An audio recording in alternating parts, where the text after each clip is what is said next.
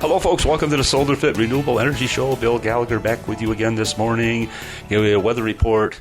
Getting hot out here. We're in Daytona Beach, Florida. It's our studio in Daytona Beach. And if you haven't been here, you need to come down. It's the birthplace of speed.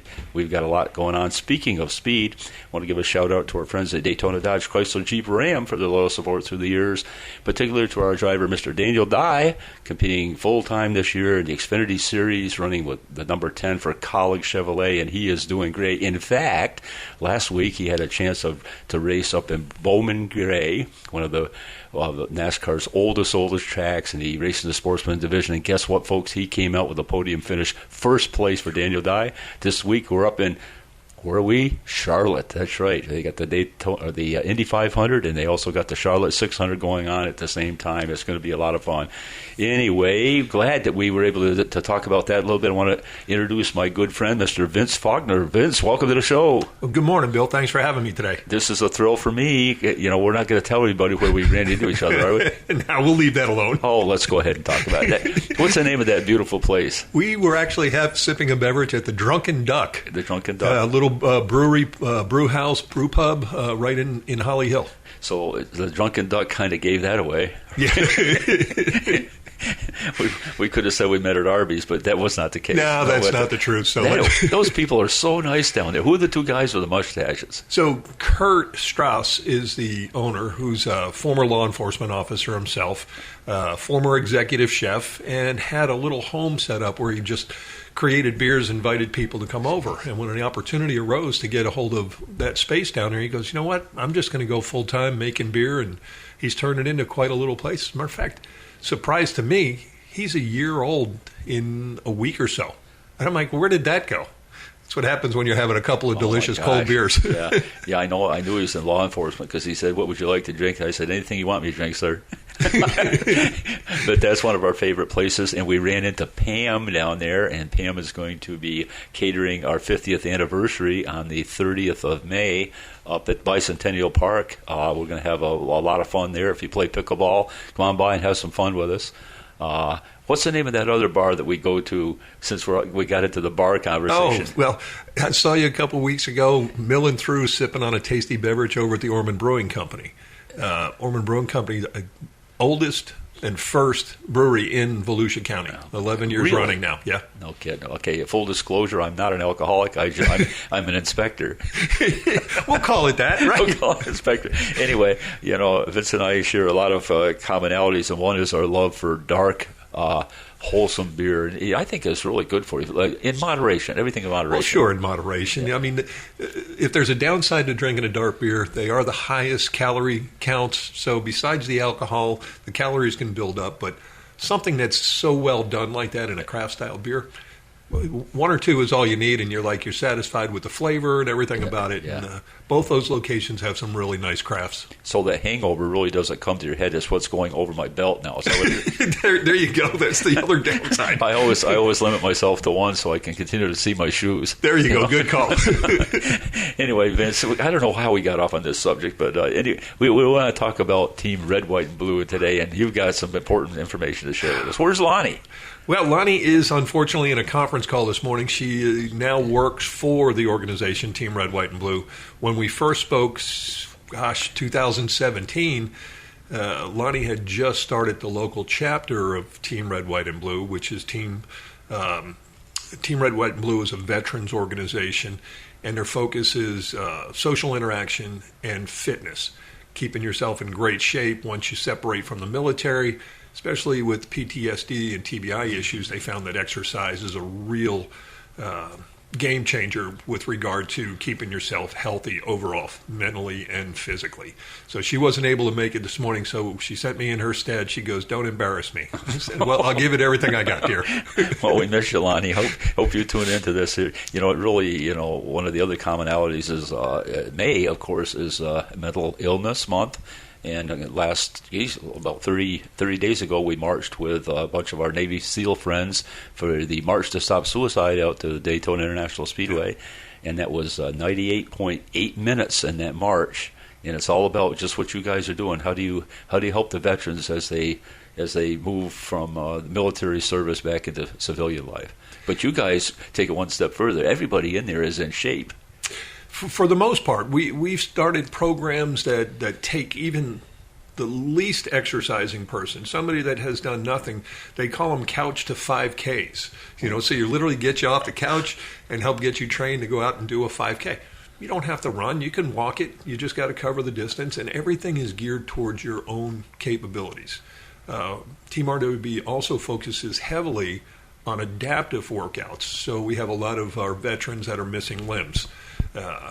Yoga for a person with one leg is going to be completely different than a fully bodied person, but they make it adaptive, and they have the equipment that goes along with it. Every one of their routine workouts has an adaptive program in it, so nobody gets left out. That's when we met 8 years ago. You guys were on the runway. You were kind of taxiing, and then you were throttle forward, and you were just getting this plane off the ground. Now this has grown into an enormous event. Talk about that. The organization was originally founded 11 years ago now by a gentleman named Mike Irwin, and Mike is a West Point graduate, combat veteran, I believe 4 deployments in combat zones. Came home and was looking for some buddies to go on a run with because he, still was in the exercise mode. So he got a couple of guys together and then a couple more guys together. And they started talking, saying, hey, this running thing and this camaraderie and this shouting back and forth at each other while we're running gives us a chance to express some of our feelings while staying in shape and taking care of our full body. And it just became one of those things that Mike said, hey, let's just start this little organization. And so it started, and today there's over 250,000 members of Team Red, White, and Blue nationwide and overseas.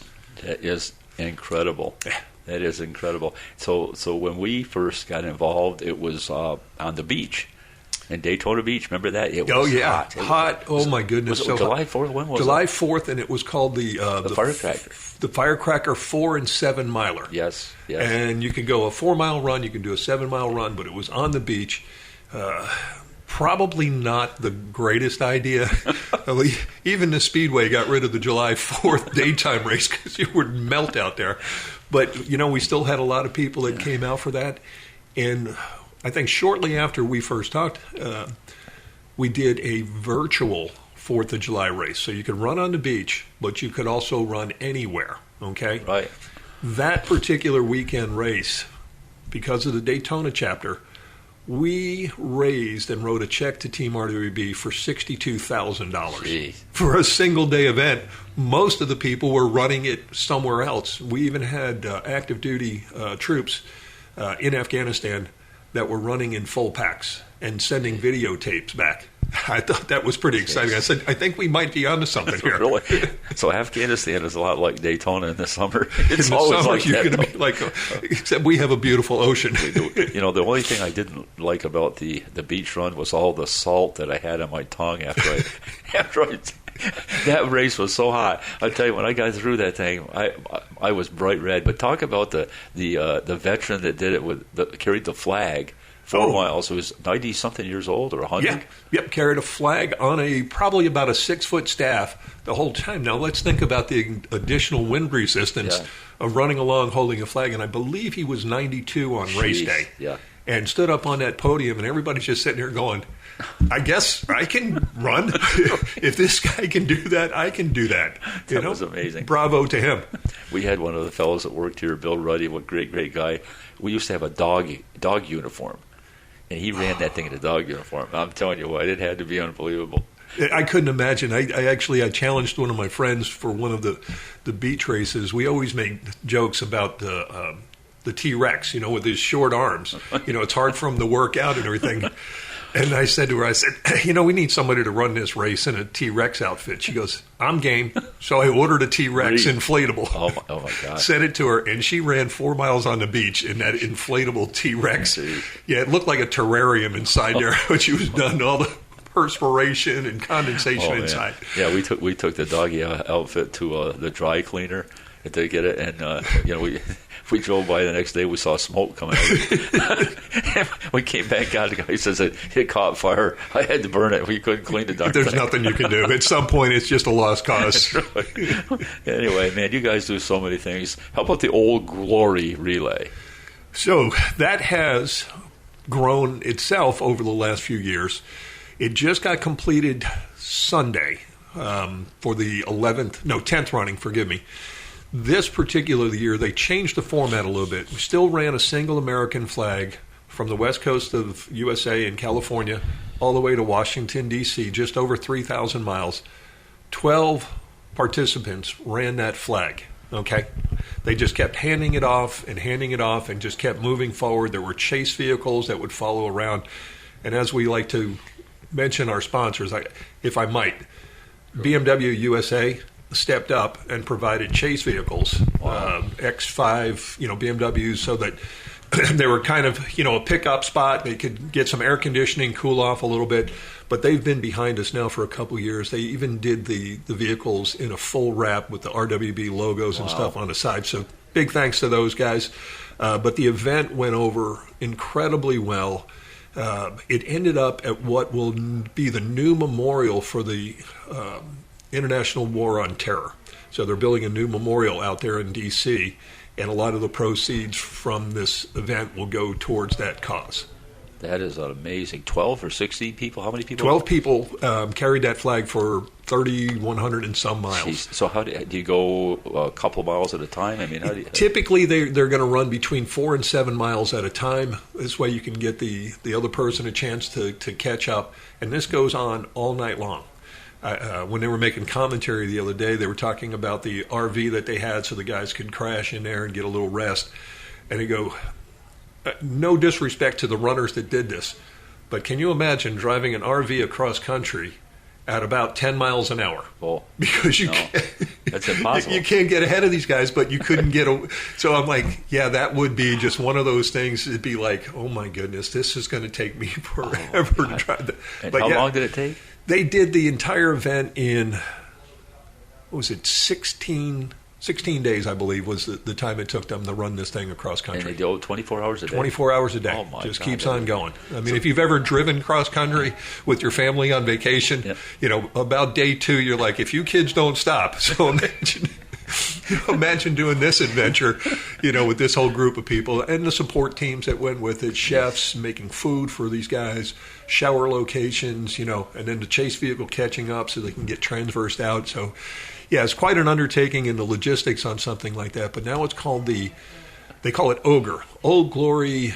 Unity Run. Oh, my God, that is amazing right there. Schaefer's. Yeah. So did everybody congregate in Washington once they... Oh, yeah, they had a huge gathering over there where the official finish line was, and then they took time to interview and introduce each of the participants in the event, their backstories. Lots of Green Berets and Rangers were involved in this sort of thing, and I mean, these men and women that completed this, these were not your average folks. No, I mean, this takes a lot of commitment. Next year, they've actually talked about going back to individual runners using our system of chapters across the country for RWB. So each chapter would have people in their group that would run a flag through their area and then transition and give the flag off to the next chapter. We did this once before, and I think the most impressive was there was a gentleman who's a CB from Korea who we just lost recently. He did 1.5 miles with the flag in his walker. I'm like, you just sit there and you just clap and go, So I think we're going to go back to that next year and give our members and participants a chance to get involved again. How do you even map a road across the United States? You go through Death Valley or what? Oh, yeah. I mean, you think about just, everything that's between here and there. And okay, which road do you take? Do you take old Route 66? Do you take 10 when you get down here, heading across the state? It's like the logistics on that program. That's why, these military men and women that offered all their services, it's no different than a military operation. I've got to move, 16 guys from California to Washington, okay, with gear. How are we going to do this? Well, we can fly them over there. It's like, we want to run it. Oh, sure. That sounds reasonable. I think they were going to the same bar we were. Well, I know that's where I'd be headed for a cold one when I finish that adventure. I'll bet they did for sure. Oh, man. Folks, stay with us. We've got to take a short break. We'll be right back.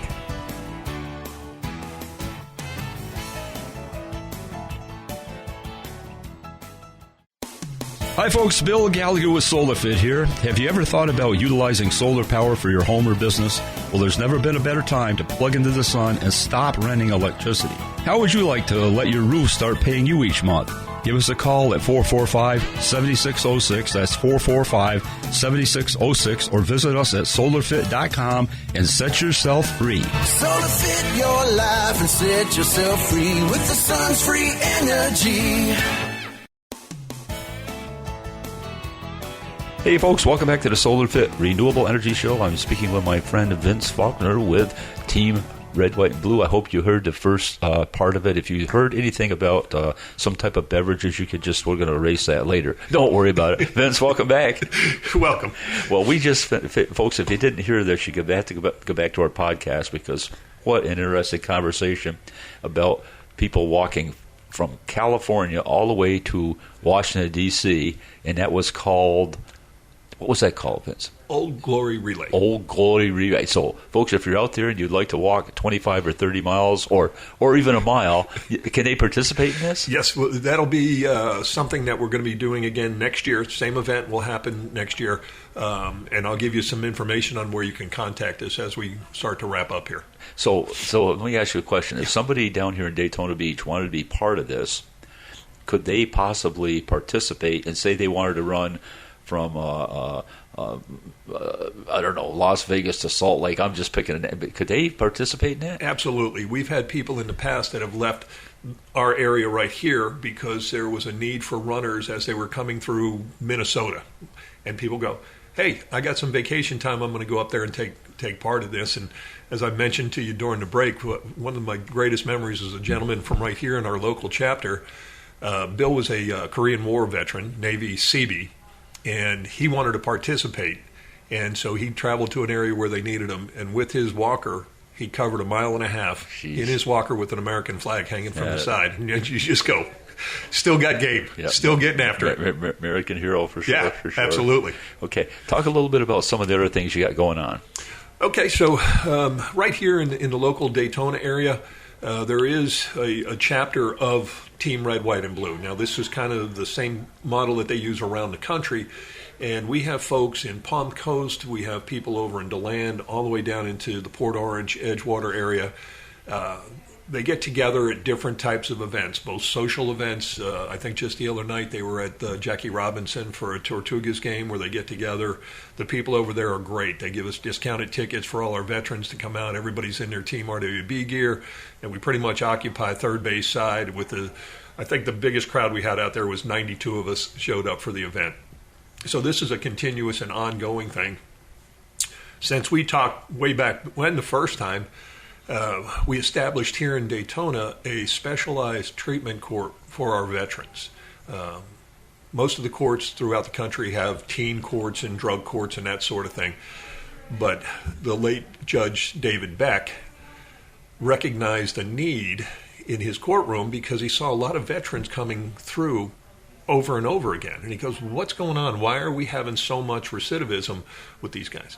Because their issues were not being addressed. So you've got a PTSD, you've got some issues that are not fully taken care of, and they just kept going back to those old ways. So Judge Beck went up to New York State and visited with a judge up there that started a specialized vet court and came back and said, hey, let's make this happen. Well, naturally, there's no budget for things like this, so he put together a group of volunteers. I came on board as their mentor coordinator. And the difference is that we put veterans back with other veterans. So they've got a mentor from the same branch, from the same era, so they've got some commonality. Most of these men and women are not bad people. They raised their right hand to serve our country, and things went bad when they got home due to injuries. They got put on some pain meds, couldn't shake that, so things happen. Well, we took that recidivism rate in that group down to 15%. And it just, the program works. We have a VA representative right in the courtroom that's able to get these men and women into the programs that they need through the VA. If they need specialized housing for our homeless veterans, things come along, things happen that are out of our control. Sometimes you just need a little hand up, So it's been a very successful program now for, almost 9 years this program's been in place. We lost Judge Beck. and 2 other judges have stepped up. So now we have a court over here on the east side and a court over on the west side. Judge Sanders handles things on that side, and Judge Feigenbaum handles things over on this side. And as long as there's veterans in need for this program, we're going to continue to move that program along. And it's been very, very effective. And it's something that I'm really kind of proud of because, we took some troubled men and women that needed some help, but we just didn't know what that help was. We found it, and we've kind of addressed it. And I think it's worked out very well for us. That is awesome. Yeah. That is awesome. That one makes me happy. Yes, I'll tell you. Yeah, along those lines, got to ask you, it seems like there's a lot of... obviously, since we're pretty passionate about the Race to Stop Suicide and all that, it seems like veterans coming back have increasingly more problems psychologically. Are you seeing that? I mean, are you seeing a kind of a trend of, I don't know whether if it was inspired by the service or compounded by the COVID, but there's just seeming we're trying to help people too.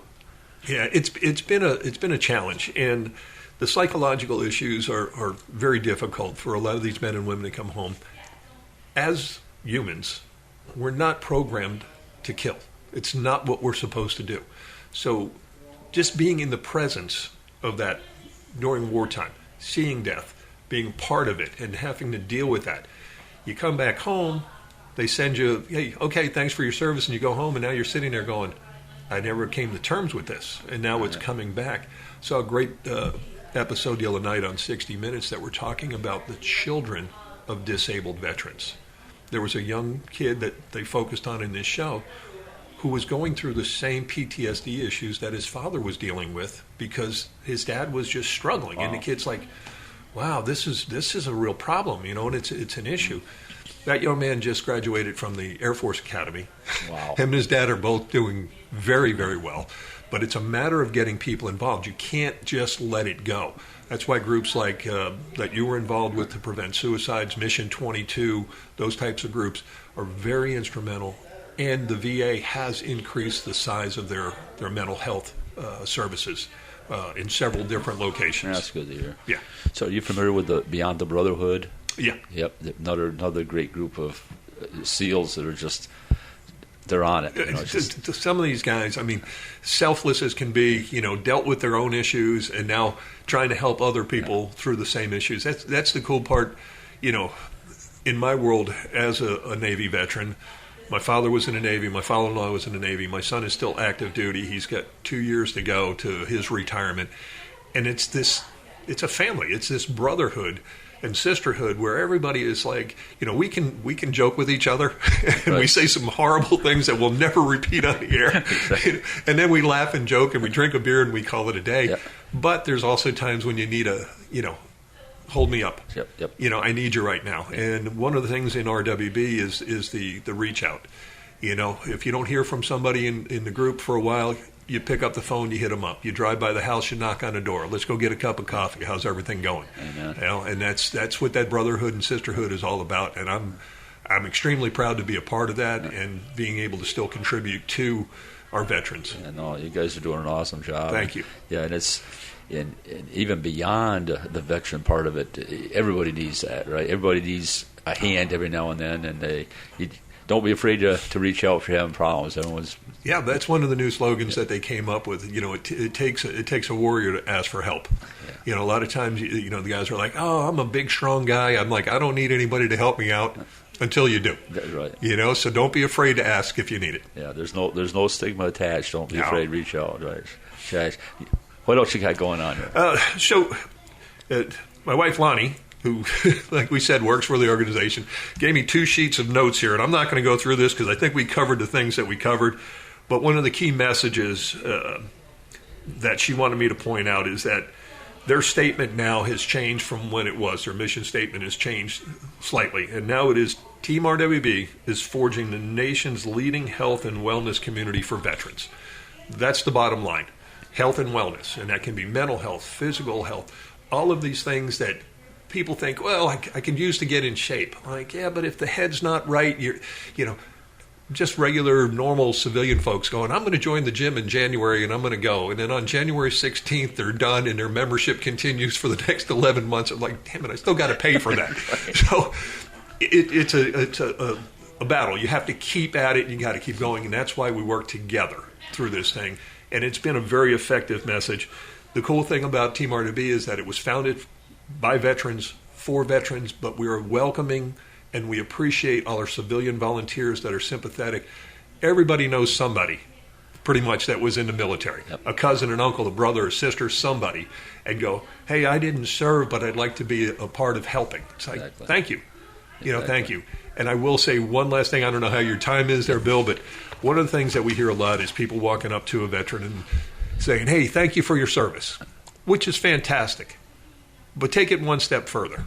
So tell me a little bit about what you did. What branch were you in? What was your job? What did you do? Veterans are pretty proud of their work, Yeah, and they're willing to talk about it, and it takes it to that next level of engagement where it's like, this person cares about me instead of just giving the obligatory thank you for your service. Well, let me tell you what my service was. That's a great suggestion. Yeah. That's a great suggestion, Vince. A lot of people, they really feel like they're doing the right thing saying that, which they are. Yes. But taking that next step is real important. Yeah, that's an Yeah. engagement. That's a moment to take and find out a little bit more about that man or woman that you just met with. And I've had many of an encounter just seeing somebody walking out of Lowe's wearing an Army hat. Hey, how you doing? Or you see somebody in Vietnam, veteran hat, first thing I say is welcome home. Yeah. Okay, so tell me a little bit about what you did. What branch? 11 Bravo, all the different terminology and stuff that we use. And people are like, oh, wow, this person's actually interested. Yeah. The next thing you know, we got a friendship going on because we served in the same time frame. It might not just make their day, it just might make their life, right? I mean, that type of thing. It happens. On a pretty continuous basis. Means everything. Yeah. Gives some reason. Yeah. You got a minute for me to tell a quick story? Sure. We do a thing from time to time called BS with a vet, okay? BS, we all know what that means, but it's the only time we're exclusive to our veterans. And a buddy of mine had run into a guy. He was a Marine veteran, ran into this guy who was an Army vet, and he came out to our BS, kind of quiet, not a whole lot. And he was chatting with one of the other people in the group, and I got a call the next morning and said, hey, that guy I was talking to last night, he was in a bad way. I said, what's going on? He goes, well, he told me he's contemplating suicide. I had a business card is all I had. I found this guy, knocked on his door and said, we need to talk. He had some illnesses, but his biggest thing was that he didn't feel that he was worthy. And I said, well, what did you do? He was a guard at the Tomb of the Unknown Soldier. Oh, boy. And didn't feel that he did enough. I stood there and I'm like, you did something. I've never met one of you guys, and I couldn't be prouder to be in the presence of you. And it changed his whole demeanor. Jesus. Yeah. Well, that's awesome. That's awesome. Okay, so we need to find out how people can get with you, help you, volunteer, do whatever. Give us some information. So the easiest thing to do is just like everybody, you go into your computer, you log in, teamrwb.org is the type in, and on your Android or your Apple phone, you can go to the Team RWB and download the app. You plug in the information of where you're at. There's no cost involved here. You don't have to commit to anything, but you tell them where you're at, and it'll tell you the events that are coming up in the area where you're located, simply by logging into that app. It's super straightforward. You can message back and forth between members, find new friends. It's probably the greatest thing we did, and an app is not an easy thing to create. I can tell you that. We found out over time all of the changes. So, check out teamrwb.org. I was just thinking about something. I'm going to go back and find my Team RWB T-shirt, all right? And I'm going to pull on the belly so I can put that thing on. And I'm going to go to the next event. Oh, man. Thanks, Vince. Thanks so much for coming on, man. It's cool. I appreciate the invite. Great getting a chance to sit here and talk about Team RWB again. You too. Congrats to Lonnie, too, on everything she's doing, man. Thank you, sir. Okay, folks, we're going to sign off for now. Watch us up at Charlotte this weekend. I think you're going to enjoy the race, and be safe out there. We'll see you next week.